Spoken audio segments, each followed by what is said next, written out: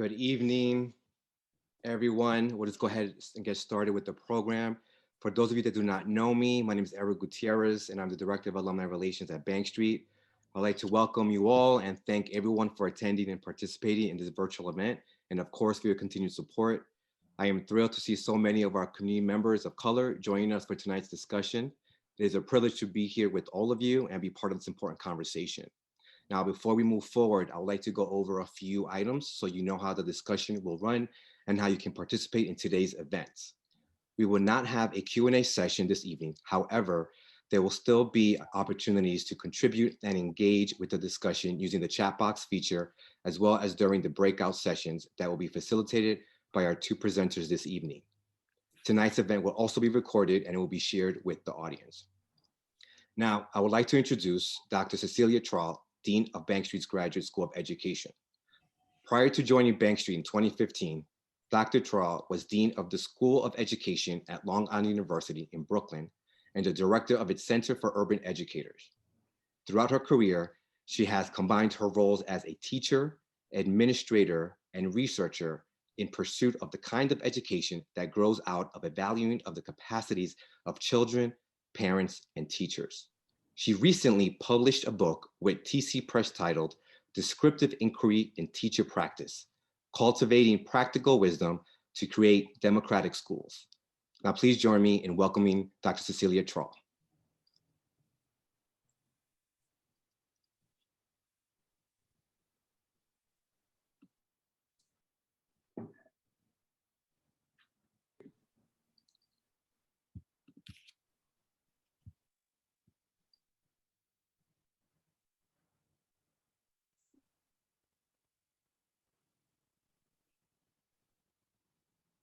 All right.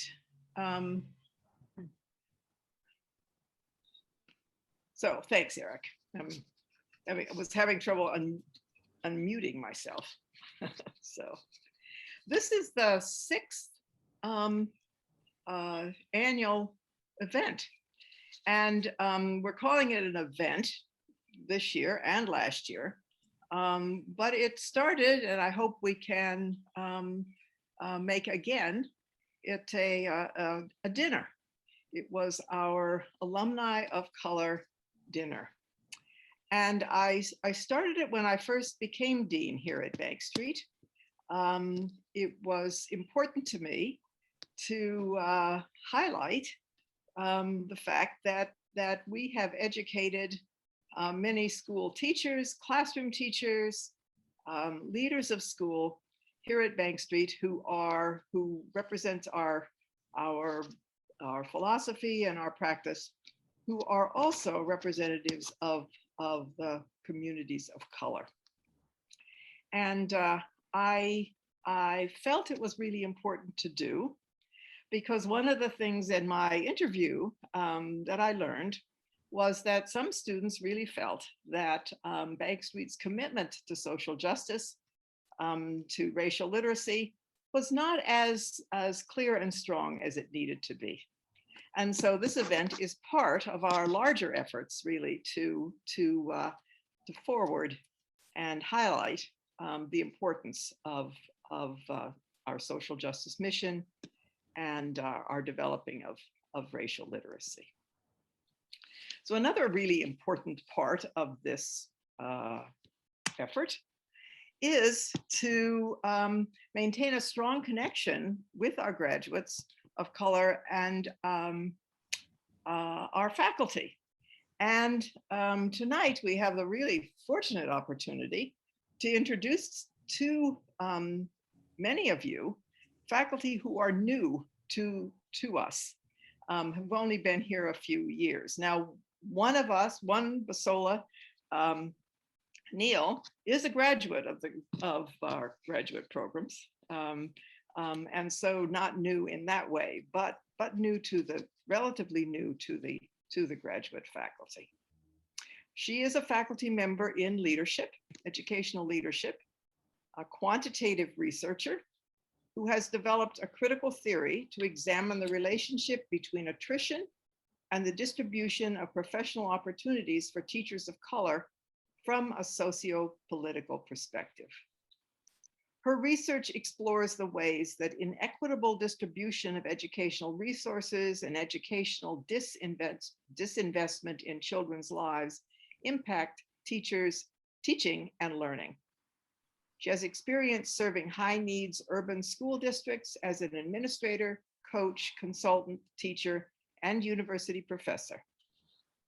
Her work is dedicated to identifying challenges and finding solutions at the classroom, school-wide, and district level that will ensure all students have access to high-quality educational experiences, especially in mathematics. Dr. So-Young Park is a faculty member in early childhood special education. She began her career as a kindergarten special and general education teacher in inclusion classrooms. She went on to work with young immigrant children with disabilities as a language intervention specialist and researcher, while pursuing her doctorate in curriculum studies and teacher education at the Stanford Graduate School of Education. Prior to joining the faculty at Bank Street, So-Young worked as a teacher educator in the Stanford Teacher Education Program and the University of Texas at Austin Department of Special Education. She has written and presented extensively on her work with children and families, focusing on issues of social justice at the intersections of disability, race, immigration, and language status. So-Young is deeply passionate about co-constructing learning experiences for children and teachers that support critical reflection.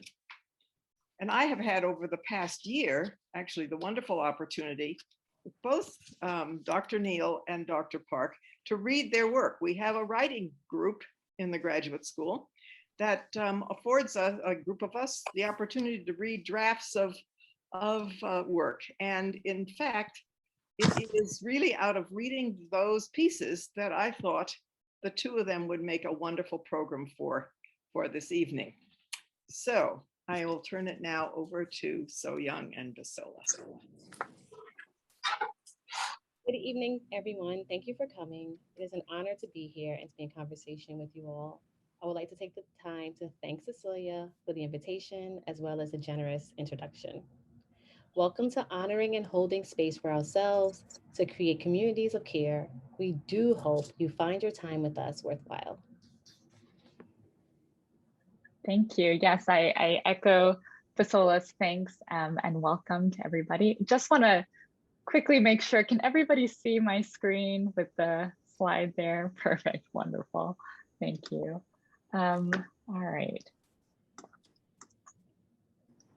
So as Basola and I were meeting to plan for this event, the theme for today really emerged out of our reflections about this most extraordinary year that we've had. Just over a year ago, our nation and the entire world woke up again, our streets filling with Black Lives Matter protests in the wake of George Floyd's murder. And at the same time, we've seen a rise in anti-Asian hate and riots at the Capitol that served as a painful reminder of the depth of white supremacy in this country.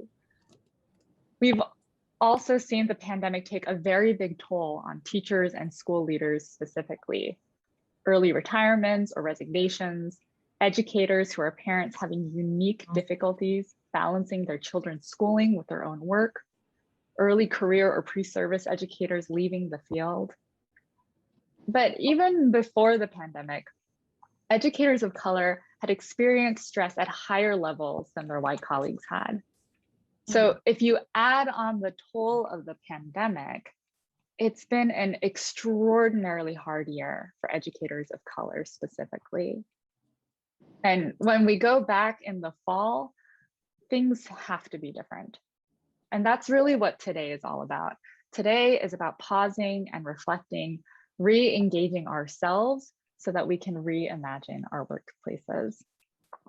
And so we'd like to invite you to do a little bit of reflecting with us before we jump into some small groups. If you would please just tell us in the chat, what's been most challenging for you this past year?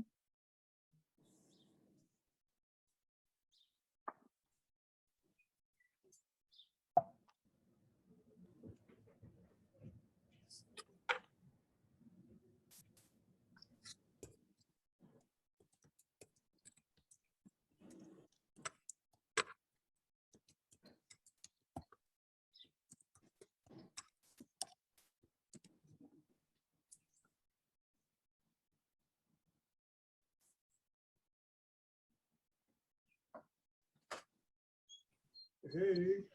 Hi. You ready? I'm ready. I gotta leave. Yeah, so go ahead and eat. I'm on a webinar. Right, okay.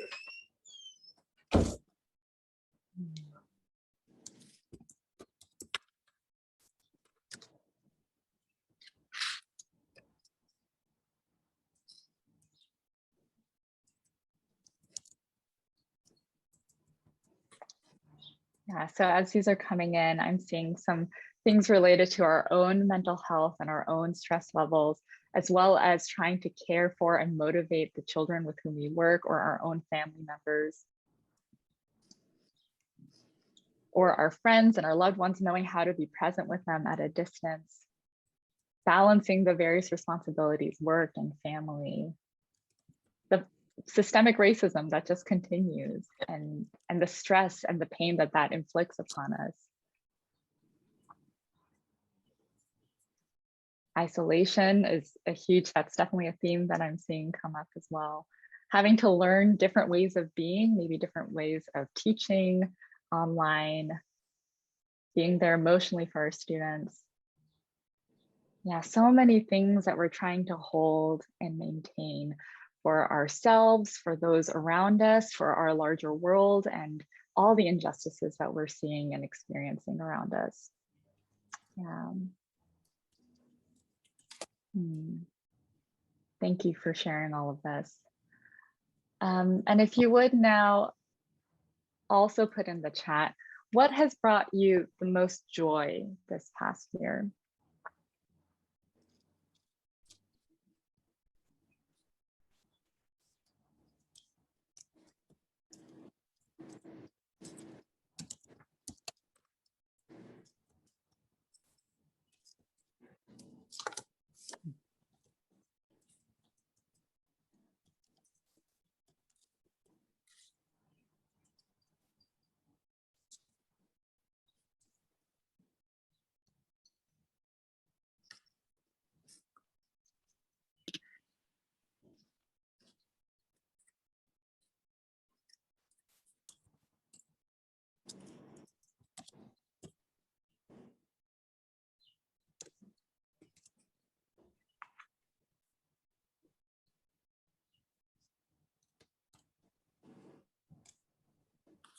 Yeah, so many beautiful themes are coming up in these joyful reflections, themes related to nature and being outdoors, the act of walking, being together with people that we love, having meaningful conversations about social justice, equity, and hopefully give us a lot of hope. Vaccinations, students give us so much joy always, and family as well.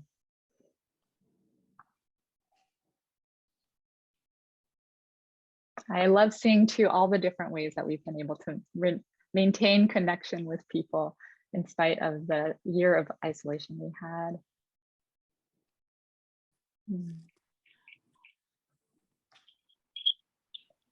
Thank you for sharing all of this. And we'd love to hold on to these moments of joy as we also think about and reflect upon in authentic ways what's been challenging about this year and what we don't want to repeat in the year that's to come. And so we're going to continue doing some of this reflection, but now in small groups, and I'll turn things over to Bisola, who will explain the small group experience for us. Thank you, So Young. So as we move towards a greater sense of normalcy, it is important to honor the individual and collective toll and stress of this past year. To begin, So Young and I have conceptualized a way to think about the moments that caused us stress. So tonight we'll begin by thinking about the difference between moments of stress and moments of pause.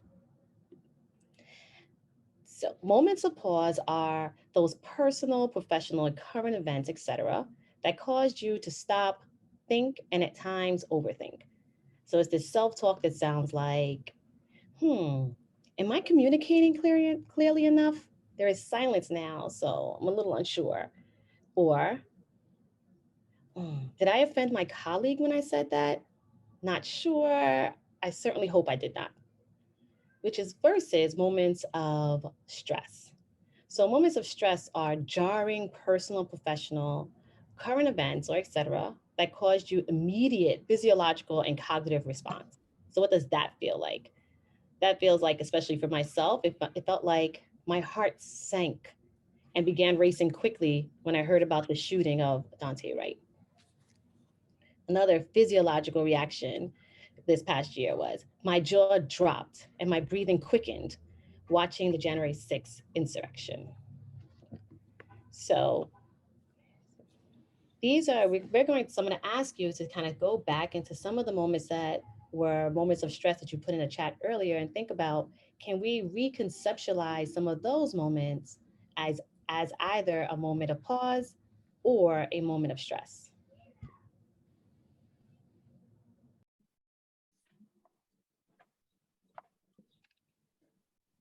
Any questions about our reconceptualization of this or the definitions for a moment of pause or a moment of stress? Because we're going to be using this in our small groups.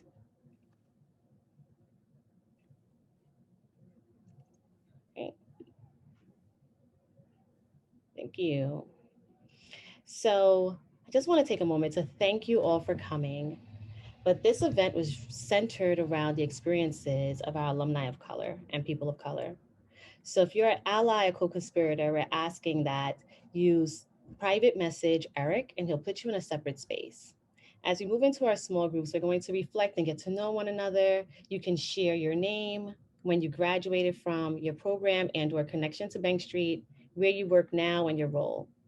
But we're asking that you have less than about 18 to 20 minutes to really discuss those moments of stress and moments of pause that you experienced this past year. You can add your thoughts to a public, to a tablet, to a Padlet, which is linked in the document. In this document, there's space to take notes. Those notes are public notes. So whatever is shared in your group that you feel safely enough and comfortable enough sharing with other groups, you may put it in those notes. If you feel like you want to hold the conversation sacred, you do not have to put them in the notes. But we're asking that we're not going to come back and share out what was discussed in the groups, but anything that you want to share out publicly or that you would like to read later, you can put in a group. So again, we're asking for homogeneous groups of people of color. If you are placed in a group or you feel like right now you would want as an ally or co-conspirator that you would just like to be in a group with allies and fellow co-conspirators, please put your name. You can private message either Eric or Sari now.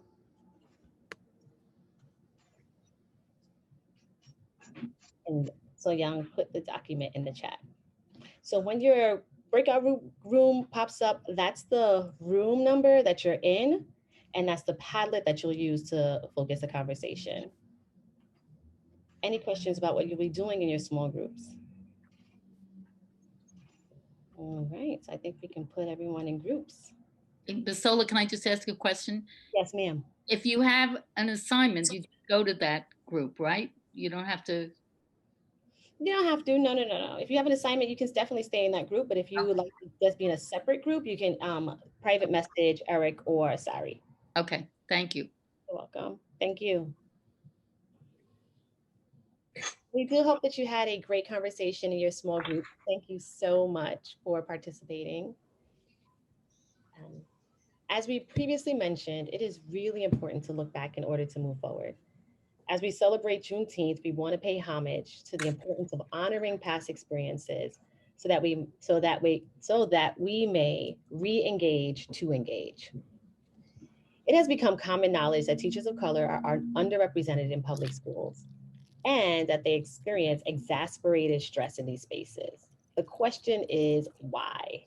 I have dedicated my entire professional research into examining the phenomenon of turnover among African-American math teachers.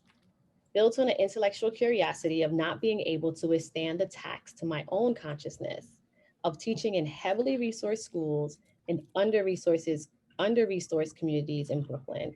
I don't know if anyone's following what's happening in the Queens School District, but there's a lot of Black parents who are now saying the same thing, that $27,000 are being spent per pupil, but 7% of the students are passing ELA, 5% of the students are passing mathematics, and they're wondering why.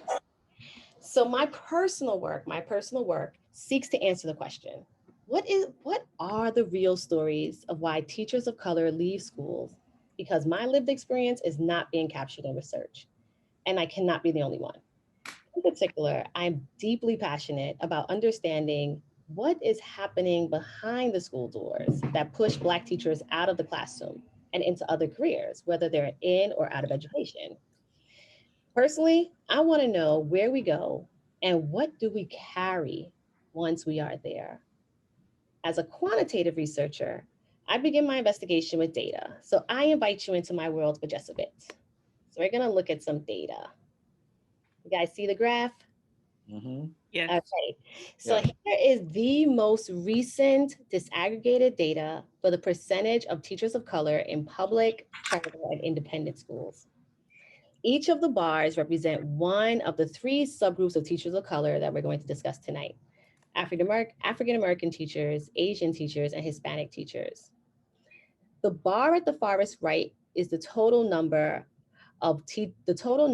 for each type of school for teachers of color. For example, New York City charter schools have the highest percentage of teachers of color, while New York City public schools have the lowest percentage of, while New York City public schools have the highest percentage of Asian teachers. So right now, I just want to field any questions that we may have about how to read the data. All right, so I would like for you guys to just take a moment to review the data that's presented to us and record anything in the chat that you may notice and wonder, any questions that are coming up. If you feel comfortable, please place them in the chat so we can make some of that thinking public.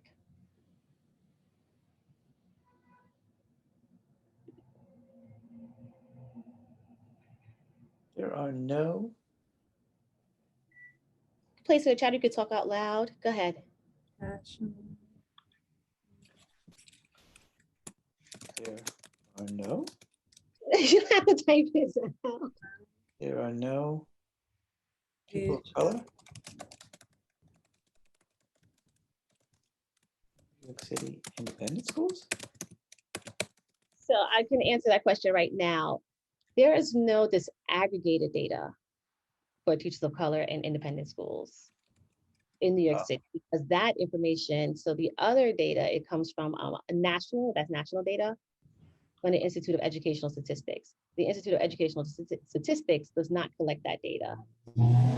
Association of Independent Schools does.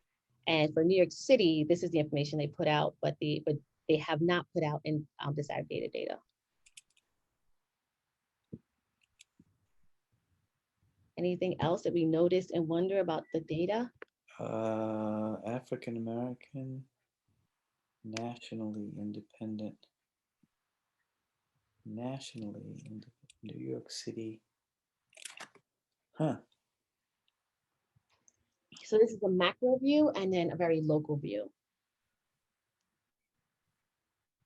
So 18.1% of all public school teachers nationally, teachers of color compose 18.1% of all national teachers of color. Right. In New York City, we're doing a little bit better. 29% of all teachers are teachers of color in New York City public schools. So yeah, Bank Street has to report that information to NAIS so that they can disaggregate some of that data for teachers of color. Very low in independent schools. But nationally, it's in New York City, they say 20.1. Nationally, it's 13%. So New York City, I'm wondering if New York City, again, is doing a little bit better with the number of public school independent, with the number of teachers of color in independent schools than we are across the country.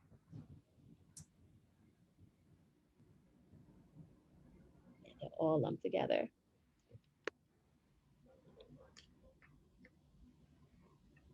Any other reactions?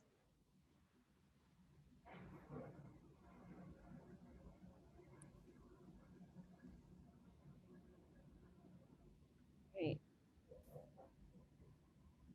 So after the year that we've had and the demand to return, it is fitting to take this time to reflect or re-engage with ourselves and ask ourselves, sometimes we may be one of a very few across the country. We may be clustered. So sometimes a trend looks like in areas where there are more people of color, you have a higher percentage of teachers of color in the school. But when you go into states, maybe like Wisconsin, in my personal data, I saw my personal research, there were 19 states without African-American math teachers that were reported, right? And it was such an interesting phenomenon because one of those 19 states was Delaware. And I ended up teaching and I'm working in Delaware, the University of Delaware. And I encountered African-American math teachers. I'm like, whoa, the national data says you don't even exist. So what is actually happening is not that there aren't African-American math teachers in that country, because it's a representative sample. The number of Black math teachers in Delaware are so low, they weren't sampled for the national data. So sometimes we're in spaces where we feel like we're overpopulated, but sometimes we're in spaces where we are just one of the few, and all of that is attacked. So we want to ask ourselves in this moment, how do we re-engage? How do we internalize our work? Where does the emotional text lie for you? And what acts of care are you engaging with? Right? You are not alone if you are feeling stressed or if you're feeling like you're the only one in your space. So for teachers, the COVID-19 pandemic has exacerbated what were high stress levels pre-pandemic. So if you feel like you're alone, you really are not. Because almost half of public school teachers who voluntarily stopped teaching in public schools after March of 2020, once COVID hit, and before their scheduled retirement, left because of the pandemic. What was really interesting was that stress was the most common reason for leaving public school teaching early, almost twice as common as insufficient pay. So oftentimes the research says if you pay teachers more, they'll stay, but that's really not true. Sometimes the stress is so high, there's not enough pay to combat that. And this is corroborated by the fact that a majority of early leavers went to take jobs where either there was less pay or equal pay.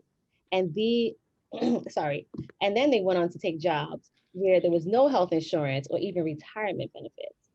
So where teaching used to be a high stress job, now we want to think about what is the pandemic stress that layers that? And some of the pandemic stress is working longer hours, having to navigate an unfamiliar remote environment, often and frequently frauded with technical problems and not a lot of support. And before we talked about all the stressors, so you may have your own pandemic stress that's layered on top of the work that we have to do. And then there's a little bit more. Have you ever felt super stressed out before an evaluation? Have you ever wondered if part of your stress may be race related? As I previously stated, I'm intensely curious about the systems that are in place that are professionally detrimental to teachers of color and that are simultaneously rooted in anti-Blackness with historical connections, such as the history of the widespread dismissal of 38,000 Black educators working in Black only schools prior to the Brown versus Board of Education decision. They were just dismissed. So an area of examination that is not often captured in the research, but most recently highlighted in a recent study that came out February 2021, is the evaluative protocols and rubrics applied to measuring effective teaching practices. And I just want to really read some of the highlights within this article because it was very interesting. So, too often Black teachers' tonality, expression, and behaviorisms are seen as threatening, professionally disengaging, and not attentive to school norms. In many cases, Blacks were subjectively evaluated with how well they mastered whiteness. Thus, they received a lower evaluation score. Low-rated teachers of color are more likely to leave the profession than low-rated white teachers. In other words, the evaluation rating is a more meaningful predictor of teachers leaving than race or gender. Wow. So an unspoken stressor may be the evaluation system itself. So how do we re-engage with a broken system? How do we persist when there's so much against us? Well, I want to say that there's a light at the end of the tunnel because I'm a very positive person, despite all of these things that I have to research all the time. We persist by re-engaging ourselves and caring for ourselves. I must be honest, I am tired, but I am ready to be triumphant. And these are the ways that I'm doing it for myself, and I offer it to everyone here. Mhm. My personal goal is liberation and joy. I strive to be a living embodiment of Black joy for myself, my graduate students, and my 2 Black girls. So I offer, we strive to live liberation, which is all about freedom. So if we're thinking about Juneteenth and celebrating freedom, how do we do that? We live liberation. So I ask myself, and you may want to ask yourself as well, in what ways and in what spaces can I be my full self without retribution or judgment? Personally, if the space exists for me, I am there with bells on. And if it's not, I strive to create it for myself and for others. Or I simply opt out. Or I may have a more rebellious spirit and I want to try to change the space. 2, I have learned that silence is loud. I walk into a room as cool as I please, and some of us may know the rest of what I'm saying. So I don't have to speak real loud, and I don't have to speak, and I don't have to speak. And sometimes I have to yell. I monitor how I use my voice. So I check in before asking. I check in before speaking, and I ask myself, where are my comfort zones to speaking back to racial and symbolic violence? I no longer call things microaggressions when people are doing things to me. I recognize it as a microaggression, but it's a symbolic violence. So in my world, what is symbolic violence? If I have to drive under a Confederate flag, that's really big symbolic violence. But if I have to walk into a space and the vibe changes once I walk into that space and I pick up on that, that's symbolic violence. And I don't have to be in that space. I don't have to speak back to it. It's not my responsibility to say anything to you, but sometimes it is. So it really, I check in with myself when we talk about the moments of pause and moments of stress. If it's just simply a moment of pause and I want to check in, I do that. If it's a moment of stress, I opt out. 3, I value my mental health. I am a mother to a 22-month-old and a 3-year-old, 3.5-year-old, and we've been home with COVID for a year and a half. My mental health matters. So I limit my stressors at all costs. I have come to the belief that I don't have to cope anymore, that I can take control of my own life by protecting my psyche. So I always ask myself, how do I exercise my right to protect my psyche at all costs? Maybe it's not answering that email. Maybe it's not picking up the phone. Maybe it is writing that email. Maybe sometimes I have to be curt so that you understand that I am upset about this, but I can measure my discontent without being disrespectful. Right? So it goes back to how do I use my voice? So this past year has taught me the power of reflection. And this is a tool that was sharpened right here at Bank Street. So reflection has been part of how my fuel to move on. And my inner question is always, am I giving myself time, space, and permission to press pause, to process, so that I can move over triumphantly? And I just kind of want to say this, there's a word that keeps coming to me, which is grace. And that's what I named my youngest daughter. So I think we also want to give ourselves some grace if we don't get things done, or we have to say, I'm sorry, I can't do that right now. But there are some tools and tips that move us from tired to triumphant, even within systemic racism. So I do want to thank everyone for listening. I hope that this share was helpful, and I'm going to now pass the mic to Cecilia. Thanks so much, Basola, and thanks so much for sharing all of those tools. So as we take into account those tools that Basola offered for how to re-engage ourselves so that we can shift from tired to triumphant, we also want to acknowledge that things cannot be the same for us in our workplaces when we return in the fall. And we already see things kind of shifting back to the way that they were. And before that happens, we want to take a moment to really think about how can we reimagine our workspaces to cultivate communities of care. And reimagining, like re-engaging, starts with the self. Some of us may be experiencing some things in our workplaces that are not healthy for us or for our colleagues. But even if my workplace is not healthy, what can I do to ensure that I remain healthy, cared for, and contributing to a community of care? As Audre Lorde reminds us, if I don't define myself for myself, I would be crunched into other people's fantasies for me and eaten alive. So reimagining needs to start here with ourselves. And one frame that can be helpful for thinking about changes that I myself can make is the psychological concept of locus of control. Psychologist Julian Rotter identifies two ways that we might think about locus of control. The first is that we might locate control within ourselves. And if we have this internal locus of control, we believe that we are the ones that make things happen.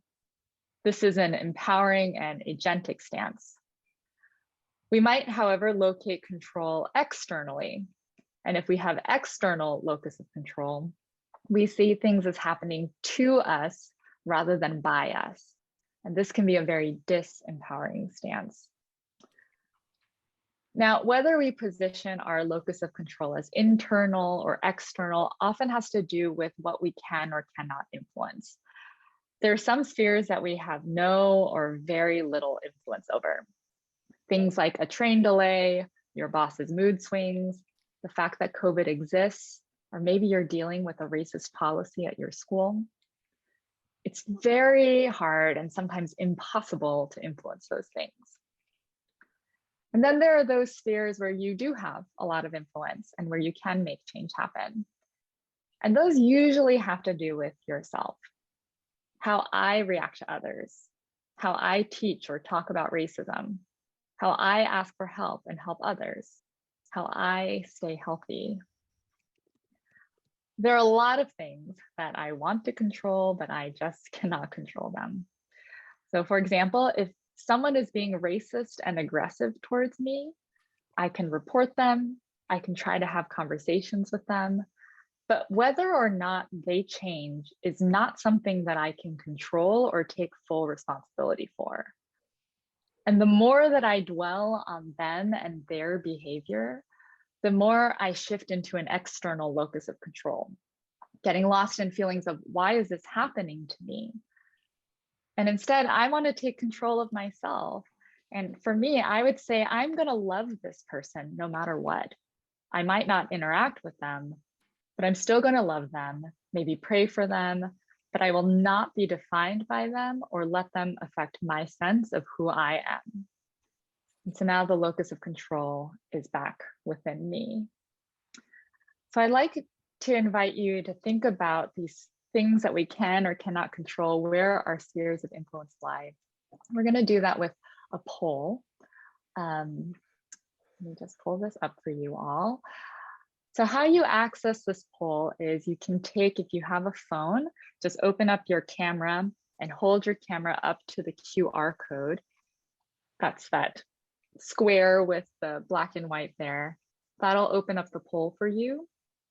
Or you can go to slido.com and enter in that number code that you see there on the slide.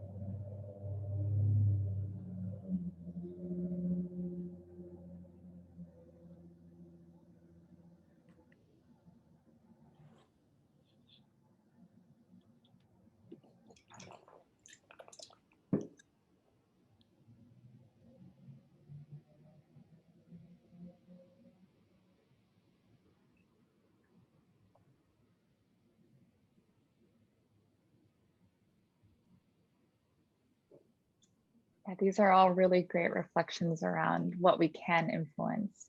Reactions being the largest one that I see here, but our moods, our thoughts, our feelings. And then in terms of reactions, even controlling when to react and when not to react. Our bodies, our spirits. Absolutely. Thank you all for participating. All right, and then we have one more. And if you would please just share, I'm gonna click, when I click and change the screen, you should see a change on your poll. So whatever device you have the poll on, the new question should pop up. Reflecting on your own workplace, what are the things you cannot control?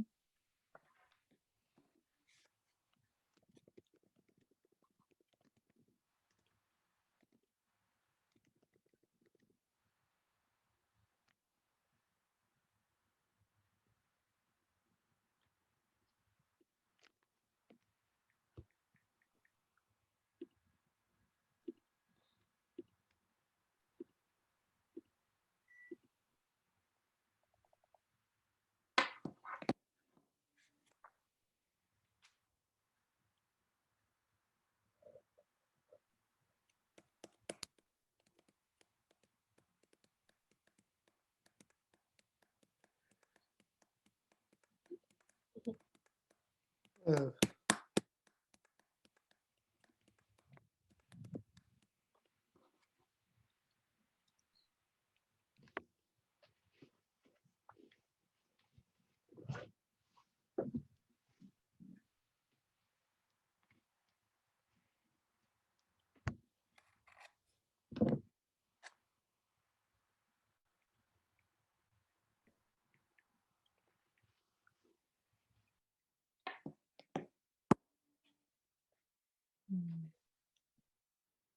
Yeah, so I see here a lot of reflection around people. We can't control people. Sometimes that's exactly what we want to control. Very often we cannot control other people.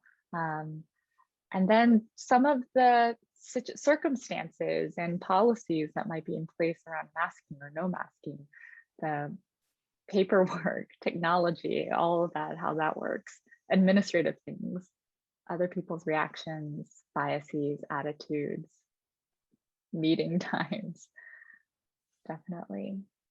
Yeah, thank you all for sharing this as well. So as we continue to reflect on our spheres of influence, I also encourage us to remember that as educators of color, we come from a long legacy of re-engaging ourselves to reimagine our society. People of color have throughout history created communities of care for themselves. And I have here two of the many examples that are out there.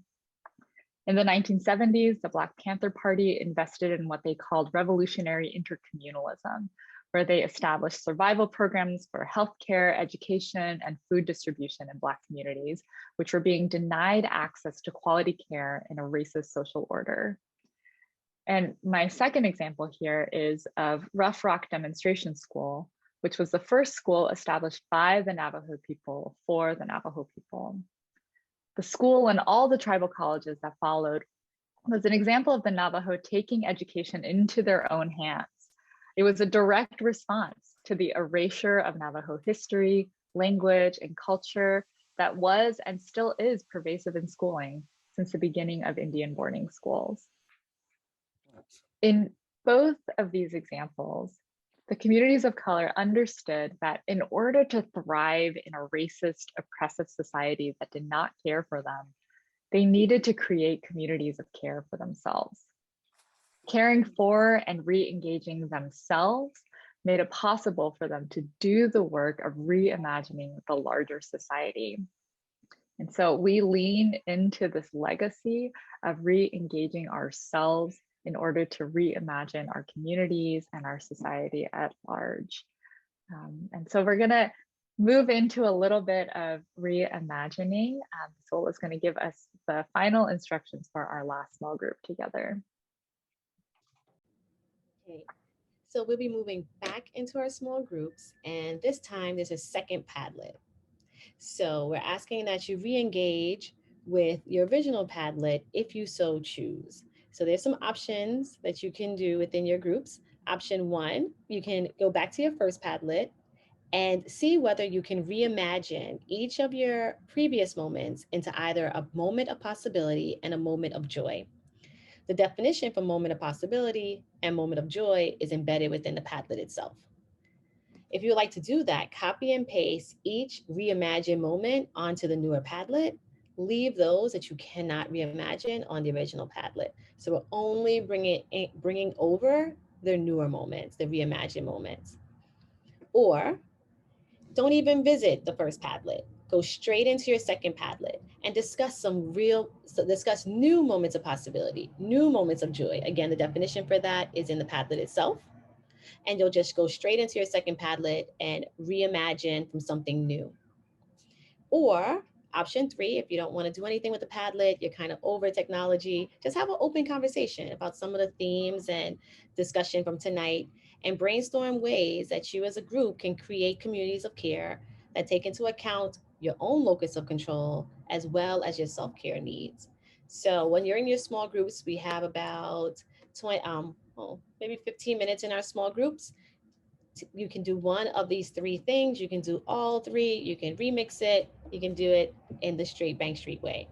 So we're going to put you into groups now, and you can play with your first Padlet, take that information, transmute it, and translate it into something that's a moment of possibility, a moment of joy, or do not visit Padlet one. So we hope that you had another great conversation with those in your group. So we're going to close out the evening. So Young, the next, thank you, yay. So to close, we ask that you please answer the question in the chat.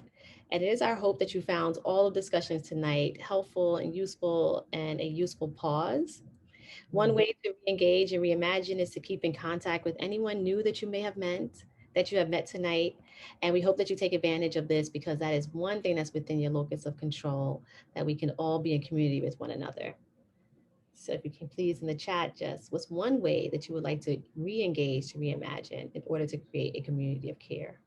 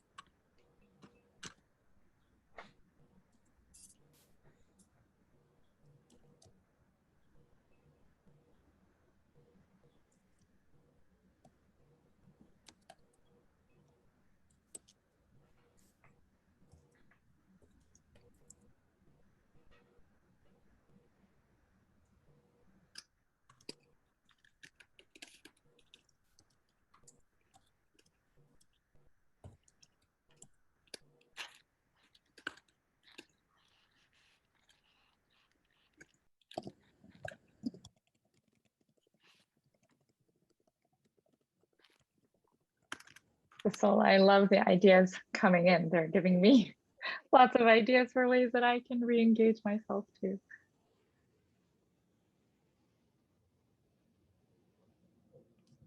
Awesome. Thank you all.